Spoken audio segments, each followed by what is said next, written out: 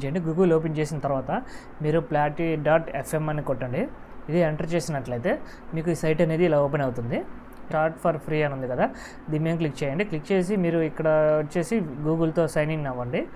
గూగుల్తో sign in అయిన తర్వాత ఈ ఫోటోని అప్లోడ్ చేశాను, నాని ఫోటో. ఓకే, ఇది బ్లాక్ అండ్ వైట్ చూడండి ఎలా ఉందో, కలర్ ఫోటో చూడండి ఎలా ఉందో.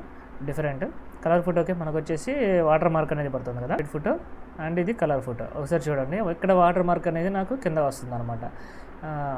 కింద వస్తుంది. నేను ఈ ఫోటోని కింద గ్యాప్ అనేది ఉంచాను. ఆ గ్యాప్లో నేను వైట్ బ్యాక్గ్రౌండ్ తీసుకొని ఇమేజ్ని కొంచెం పైకి జరిపాను అనమాట, అంతే.